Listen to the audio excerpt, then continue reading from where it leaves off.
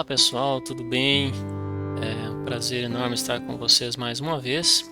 Nós estamos aqui seguindo a nossa leitura do nosso livro Pecados Intocáveis. Hoje, então, vamos dar início à leitura do capítulo 2. Você pode estar acompanhando comigo na tela também. E eu vou estar lendo então. Capítulo 2, o desaparecimento do pecado. Em seu livro Que Fim Levou o Pecado, o psiquiatra Karl Menninger escreveu: até mesmo a palavra pecado, que parece ter sumido entre nós, costumava ser orgulhosa. Era uma palavra forte, sinistra e séria. Mas a palavra saiu de cena, quase desapareceu. A palavra juntamente com o conceito. Por quê? Ninguém mais peca? Alguém ainda acredita em pecado? Para enfatizar as suas observações, o Dr. Menninger afirmou que no discurso presidencial americano do Dia Nacional da Oração, a última menção ao termo pecado foi do presidente Eisenhower em 1953, e suas palavras vieram emprestadas de um chamado nacional à oração feito por Abraham Lincoln em 1863. Portanto, como o Dr. Menninger comentou, oficialmente, como nação, deixamos de pecar há alguns 20 anos, agora há mais de 50.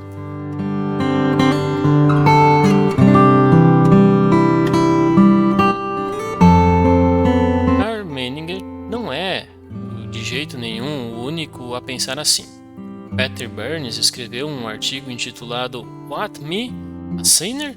Como? Eu, pecador? Na Inglaterra, no século XX, C.S. Lewis explicou: a barreira que mais encontro é a falta quase total de algum senso de pecado em meus ouvintes. Em 2001, D.A. Carson, estudioso do Novo Testamento, afirmou que o aspecto mais frustrante de pregar o Evangelho em universidades é o fato de, no geral, os alunos não terem noção de pecado. Eles sabem pecar muito bem, mas não conhecem a natureza do pecado. Essas afirmações simplesmente confirmam que parece óbvio a muitos observadores. A noção geral de pecado quase desapareceu da sociedade. Infelizmente, o conceito de pecado também tem desaparecido de muitas igrejas. Marsha Whitten, socióloga, analisou 47 gravações de mensagens sobre o filho pródigo. Lucas capítulo 15, versículos 11 a 32, pregadas por pastores batistas e presbiterianos. Em seu livro Tudo Está Perdoado, Whitten escreve: como o conceito de pecado é tratado nas mensagens analisadas? Não deveria nos surpreender o fato de muitos pastores terem dificuldade em falar sobre o pecado.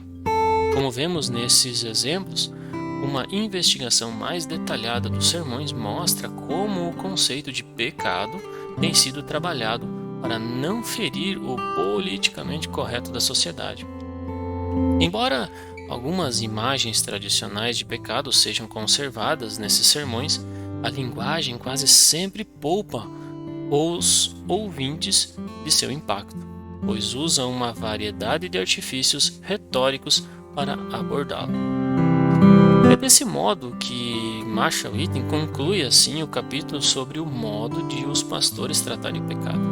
Nesses sermões, falar sobre pecado não é articular insights teológicos sobre a depravação da natureza humana.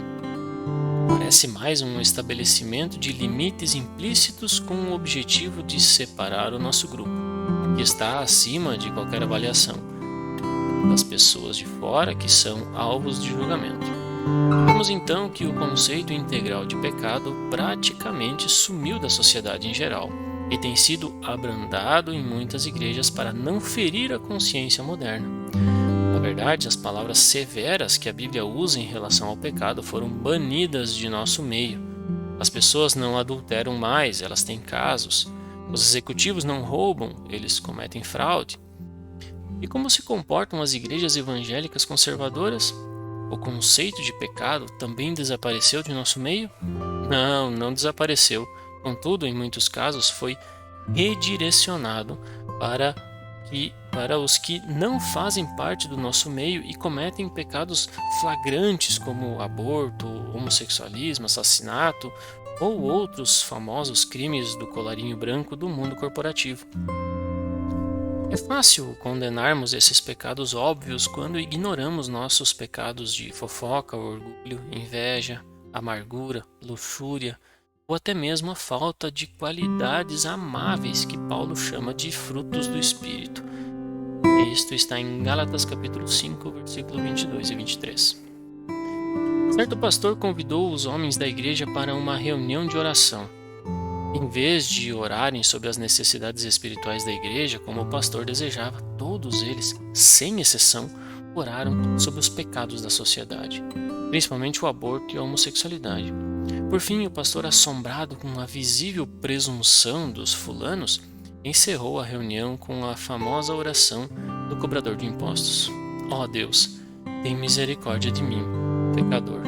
Lucas capítulo 18, versículo 13.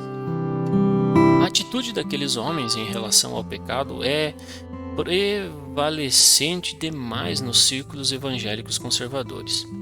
Claro que essa é uma observação bem generalizada, e existem muitas boas exceções por aí. Entretanto, parece que nos preocupamos mais com os pecados da sociedade do que com os pecados dos santos. Na verdade, muitas vezes, nos esbaldamos com os pecados que chamamos de intocáveis ou até aceitáveis, sem termos qualquer noção de pecado. A fofoca e as palavras indelicadas sobre um irmão ou irmã em Cristo fluem de nossos lábios, sem que tenhamos a mínima concepção de pecado. Guardamos mágoas de pessoas de um passado distante, sem nenhum esforço de perdoar, como Deus nos perdoa. Lançamos nosso desdém religioso sobre os pecadores, sem nos lembrar em humildade de alma, que, se não fosse pela graça de Deus, estaríamos na mesma situação. Ficamos indignados com razão, quando uma denominação muito conhecida ordenou o bispo um homossexual praticante. Mas porque também não nos lamentamos nosso egoísmo, nosso espírito crítico, nossa impaciência, nossa ira? É fácil livrar a própria cara dizendo que esses pecados não são tão vergonhosos quanto os cometidos pela sociedade. Acontece que Deus não nos deu autoridade para estabelecer graus de pecados. Pelo contrário, ele afirma por meio de Tiago: pois qualquer um que guarda toda a lei, mas tropeça em um só ponto, torna-se culpado de todos. Tiago capítulo 2, versículo 10. Temos dificuldade de entender esse versículo porque pensamos em termos de leis individuais, com as suas respectivas punições. Mas a lei de Deus é indivisível. A Bíblia não fala em leis de Deus como se houvessem muitas, e sim em lei de Deus, como uma unidade. Quando alguém comete um assassinato, quebra a lei de Deus. Quando um cristão deixa que palavras corruptas, ou seja, que devastam outras pessoas, saiam de sua boca, ver Efésios 4:29, ele transgride a lei de Deus. No capítulo 1, reconheço que alguns pecados são mais graves do que outros. Prefiro ser culpado de lançar um olhar cobiçoso para uma mulher do que cometer adultério com ela.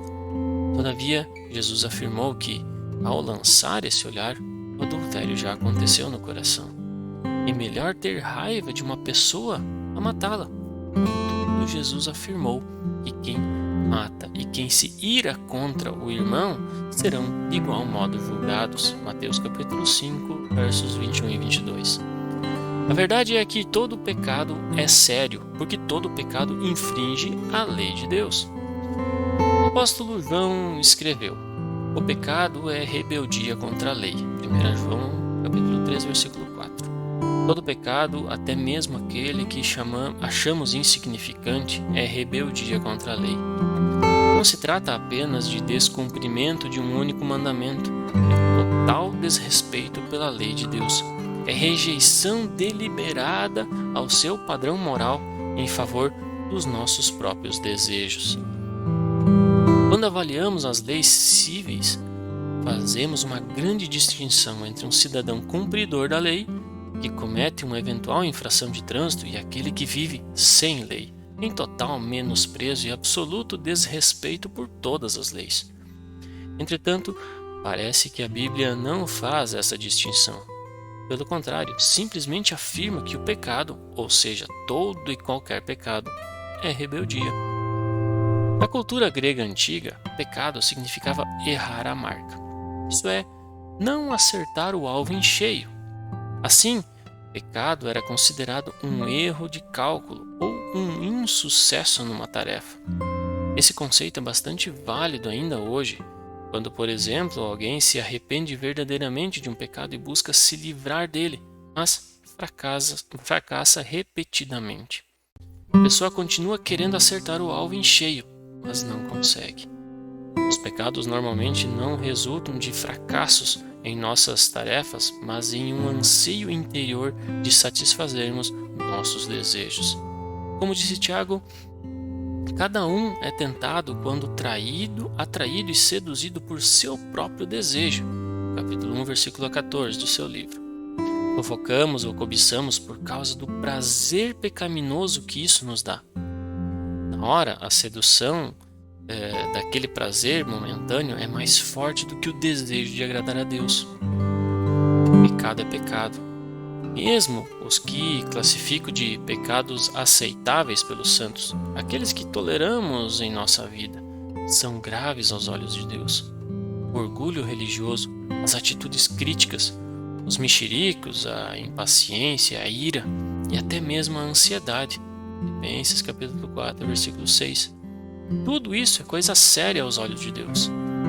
Ao enfatizar a necessidade de buscarmos a justificação unicamente por meio da fé em Cristo, o apóstolo Paulo cita o Antigo Testamento. Maldito todo aquele que não permanece na prática de todas as coisas citadas no livro da lei. Gálatas capítulo 3, versículo 10. Esse é um padrão de obediência bastante exigente. Em termos acadêmicos, significa que 99 no exame final é nota de reprovação. Significa que uma vírgula fora do lugar no trabalho escrito rende uma nota 0. Felizmente, Paulo nos garante que Cristo nos resgatou, a todos os que confiam nele como Redentor, da maldição da lei, tornando-se maldição em nosso favor. Gálatas capítulo 3, versículo 13. No entanto, permanece o fato de que os pecados aparentemente insignificantes que toleramos em nossa vida merecem sim a condenação de Deus. Concordo com a ideia de que o pecado parece ter sumido do nosso meio. Pode ter sido abrandado muitas de nossas igrejas para não ofender os presentes. E digo com tristeza, o conceito de pecado entre muitos cristãos conservadores foi praticamente redefinido para abranger apenas os pecados obviamente nojentos da sociedade. O resultado, então, é que para muitos cristãos moralmente corretos, a noção de pecado individual basicamente desapareceu de suas consciências. Contudo, não desapareceu da vista de Deus.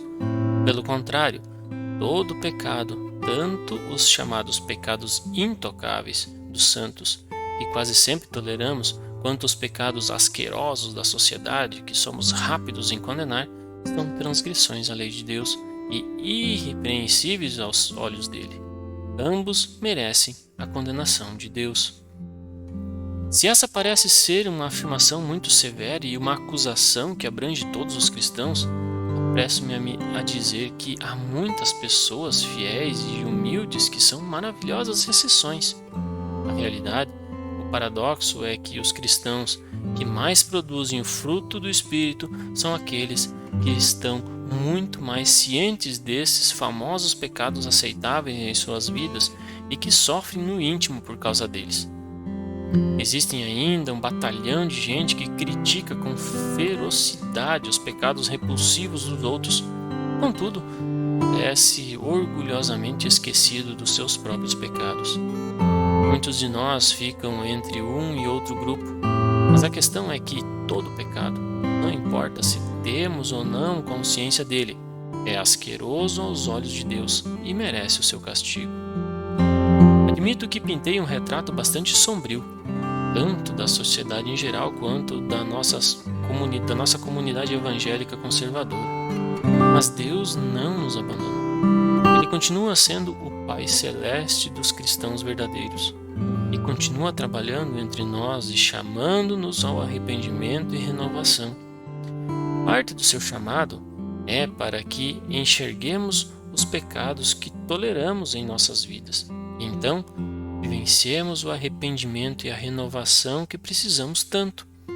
Oro para que Deus se agrade em usar este livro como um recurso para esse fim. Próximo capítulo? Então, cavaremos mais fundo na sujeira de nossos pecados intocáveis. Então, no próximo vídeo a gente vai estar trabalhando o capítulo 3, a malignidade do pecado.